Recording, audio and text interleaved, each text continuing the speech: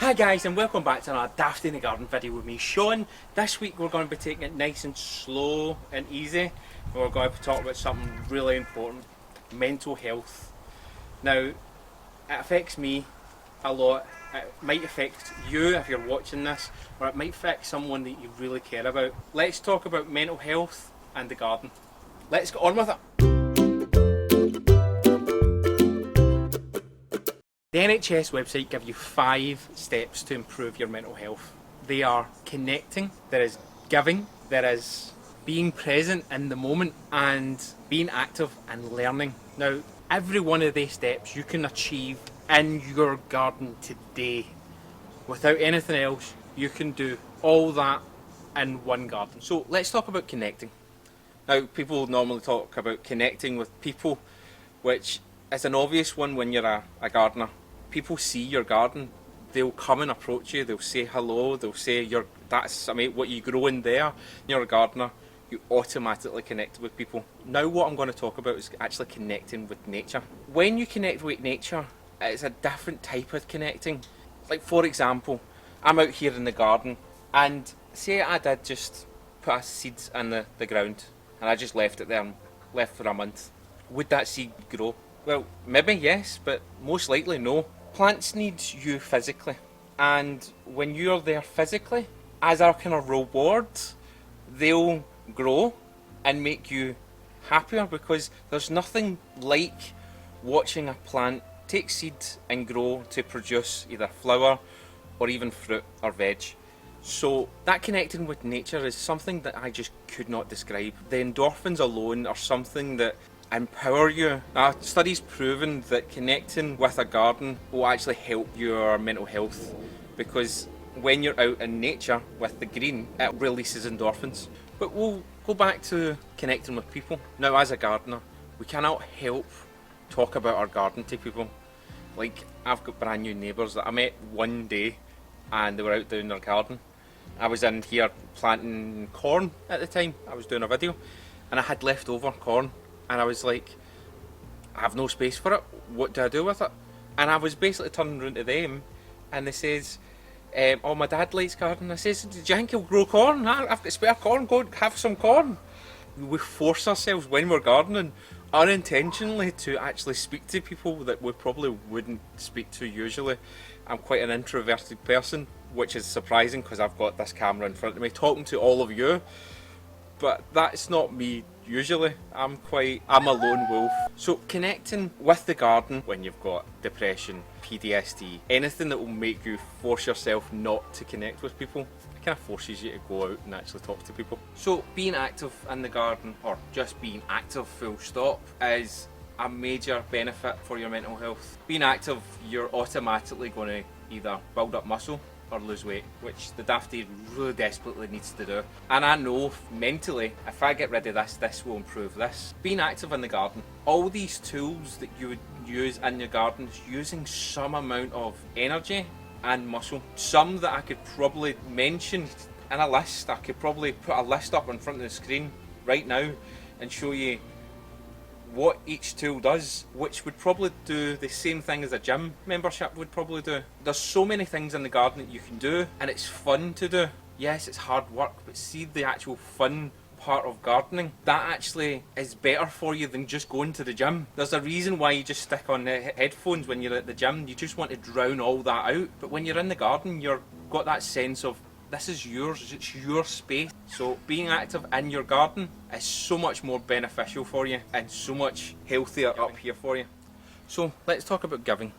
Giving is something that will be automatic in a garden, such as when you're growing fruits and veg, you will start to give those things to other people. You won't just keep it all to yourself. So for me, for example, I grow tomatoes, strawberries. Now, my sister-in-law loves strawberries, and every time she's up, she ends up taking half of mine if I've got them. I can't help myself as well. I end up giving the strawberries to my dog. Or my plants. I'd end up giving my plants if I've got too many to friends and family, next door neighbours, things like that. I've already mentioned it in Connect. Giving is an automatic thing when you're gardening. You give your time, your energy, your produce, your plants, it just happens automatically because nature has a habit of giving too much sometimes, that too much for one person, so you automatically give it to others. Giving items, giving fruit, giving threads, something that you've grown in your garden is a feeling that again I cannot describe.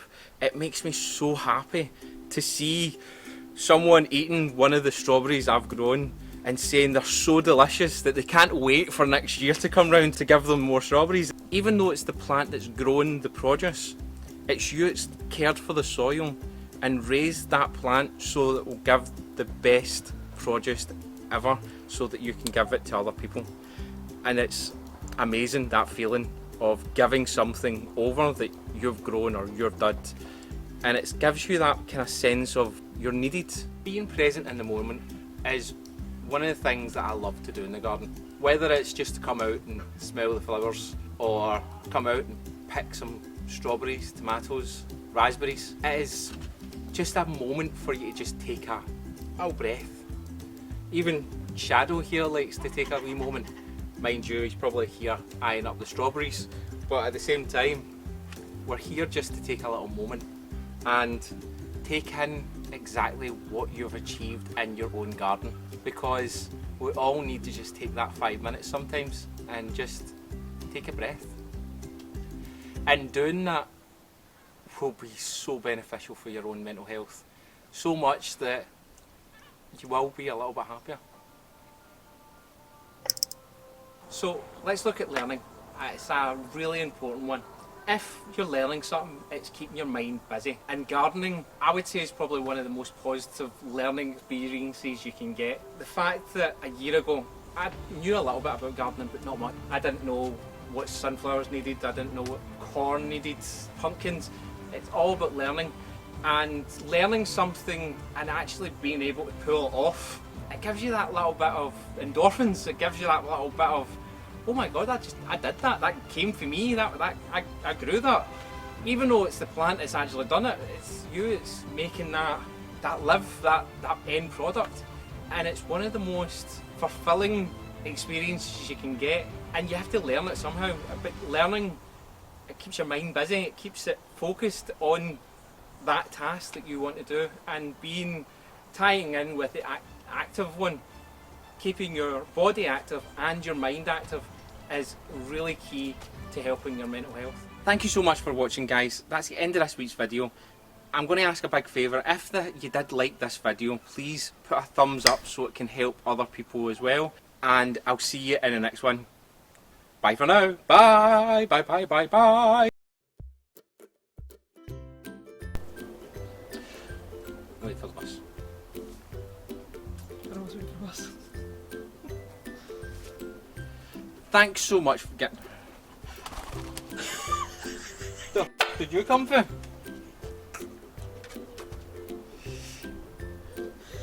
I'll be watching that back to find out where that was. It was in there? On the other side?